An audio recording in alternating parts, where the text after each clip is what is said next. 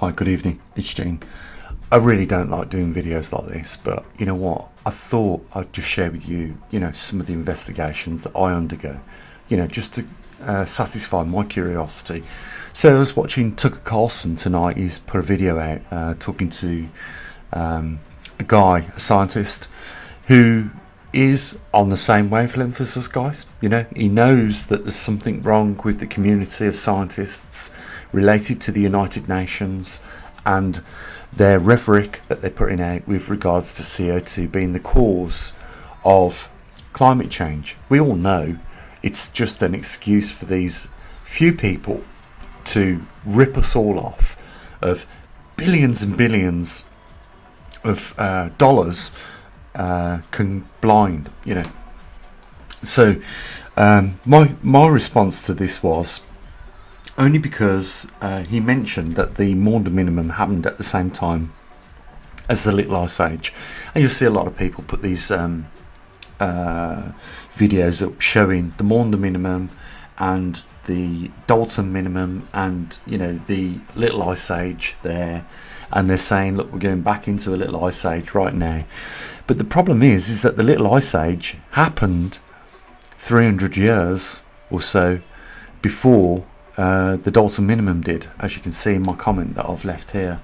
I don't expect a reply from Tucker Carlson, but I thought I'd look at a little bit of research. So I went onto my website because I've got, and I don't know how they came up with it. Let me show you first. I went onto my website and looked at this data, which is 11,000 years of sunspots, and I really don't know where I got this chart from. I just added it because it was in the interest of solar activity on the solar observations page, but it goes back 11,000 years. The only reason I could think that this chart was generated was because they was looking at another component of sunspots. If that is the case, I don't know what that component is. I've got to really tell you guys now. I'm bewildered. But when I saw 11,000 years of sunspots, I thought, oh, okay, we'll add this. It looks like the data is obviously there on the chart, so some information must have been intercepted into the chart for it to form 11,000 years of solar data. Let's face it, they could have chose data from anything and put it in. Let's face it, they could have done that, but I thought I'd leave it on the website anyhow. Maybe they do understand another component of sunspot activity, something that is buried only could be in the paleontology records, the paleontology records. So something that happens when a solar flare happens, or sunspots are present on the disk, there is something else that changes in the minerals. Maybe, I don't know, I'm just putting that out there. But I do find this interesting because me being inquisitive, I like to do little experiments, and I threw a chart together. Have a look at this. So this is a chart I like to show a lot, and I've drew a blue line down there vertically so you can see we are going back 6,000 years. And what I've done is I chopped off the temperature part, the green lines at the top where it shows the Roman warm period, the medieval warm period, and then I overlaid it on the sunspot chart that we've got. And I did find some similarities. I really don't like doing things like this, but I thought I'd just explore it in any case, just to see what would happen. And there could be some major errors in the stretching out of that data to fit the lines. So I just wanted to map on there where I thought, the lines met,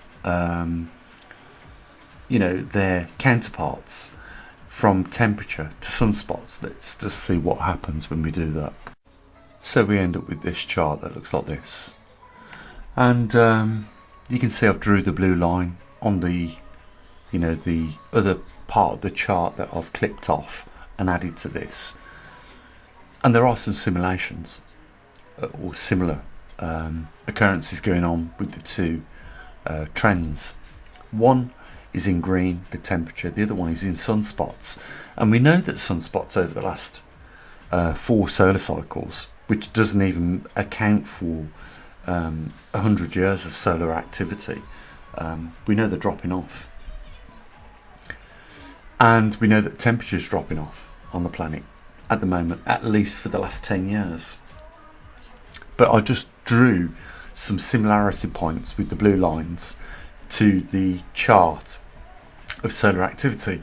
Now, again, I can't remember where I got this chart from. And I don't know what they're using to go back to 11,000 years, because I thought the principle of solar observations was observations. And I know that we could go back at least a good few hundred years. And, people were accurately marking down what they saw on the sun with their reporting.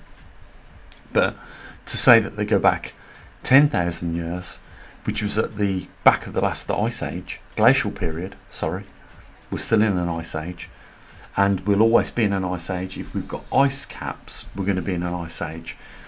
We've, been in that for the last 12,000 years. So we're still in an ice age. We are still in an interglacial, moving or transitioning into a glacial period, obviously. And what we're seeing is solar activity. You can see, if I draw the line from the left hand side to the right hand side of this chart, looking at the 11,000 year solar sunspot activity, you would see a decline in that. So, I really don't know. Things are falling into place. We do see declining. Obviously, when you look at this, wherever this information came from, you do see a decline in the sunspot activity going back over 11,000 years.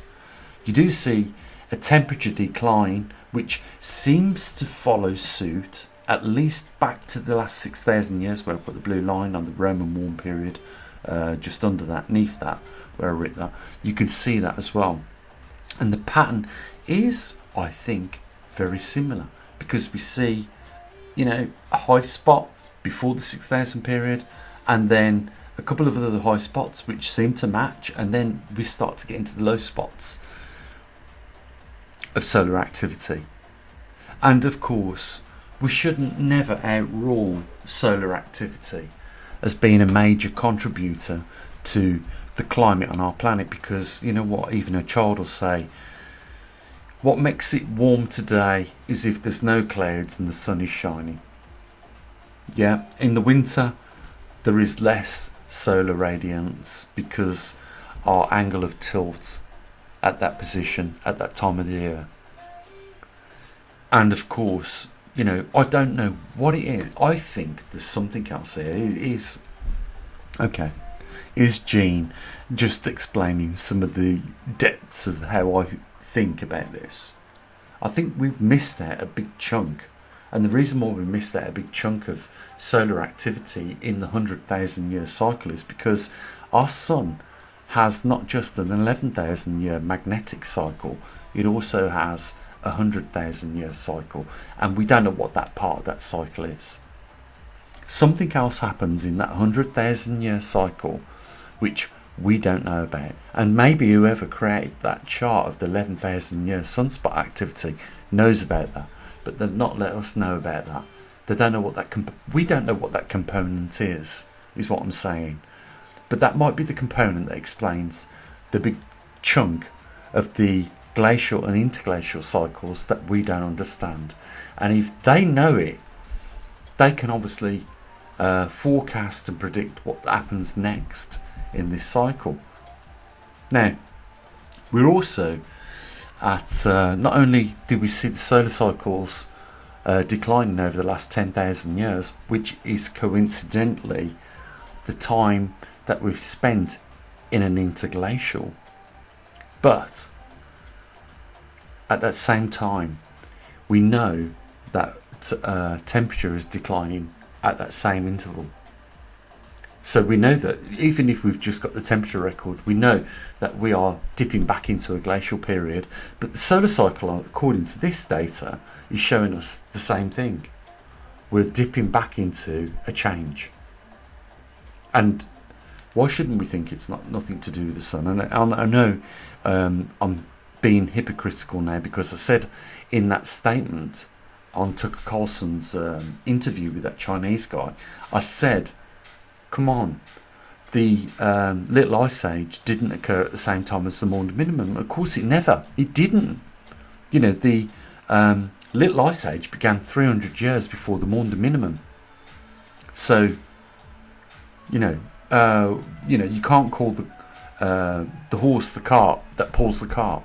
The horse is not being pulled by the cart. I know, I don't want to confuse you guys, but do you get my train of thought where I'm trying to go here with this? There are some correlations with solar activity, and we shouldn't outrule them as being the major climate instigator in this. But let's face it, where are we right now? If that temperature data is correct, and we know it is, the temperature data is absolutely correct. We know it's diving off. We're at the lowest temperatures right now than we've been for thousands of years. But the solar data that we're looking at, and we don't know where the source of this data has come from. I can't remember now where I got this chart. It's been on the website now. Just out of curiosity, I added it, but it's been on the website now for a long time. Talking half a decade. But it seems to fit. The temperature record is what I'm saying. And I know I've done a very crude job. It's not very scientific, to be honest, what I've done here. I've just done what you guys would probably do at home, trying to, figure it out. But I do see some similarities in the green chart to the red chart. And I've pointed them out where I feel that is. Now, I had to expand that green chart over the red chart. So there's going to be, because of that, some uncertainties there, absolutely, and that's why all the lines are not vertically down on the exact points in temperature. But what we do see on the major points of the green temperature chart, the same I would like to say or suggest to you guys what we do see on the red sunspot chart. So there is a correlation. And even though the Maunder Minimum and the Little Ice Age don't match up, there must be other reasons for that. But they both spell the same thing, don't they? Okay, let's say we take the observations of the sun, or the sunspot numbers going back over the last 11,000 years as, they're accurate. Well, there must have been another component that they knew about, that they could find in the paleo records. That's the only way they could do it. Okay, maybe that information has never been revealed to us. But let's say the temperature record is spot on. I think it is. They both show the same thing. And you know what? I wouldn't be surprised now if all these three things that we're talking about fall in line. Because when was the last excursion? 12,000 years ago. I'm talking about the magnetic excursion. It was 12,000 years ago. When was the point of where we came out of the glacial period? Same amount of time, 12,000 years ago. And when did solar activity start dropping off? The exact same time. Grand solar minimum, the magnetic reversal, and the glacial periods seem to have something in common, and all three of them start around 10 to 12,000 years ago. And I don't think that is anything other than the synchronicity and the planetary mechanics of our planet. We are seeing something evolve here, which is starting to shed light on this story for us all. I think that's what we're seeing here. So let's just see where this goes. You know, I'll keep you informed, and you know, I'll keep sharing my thoughts with you guys. As always, much love. Bye for now.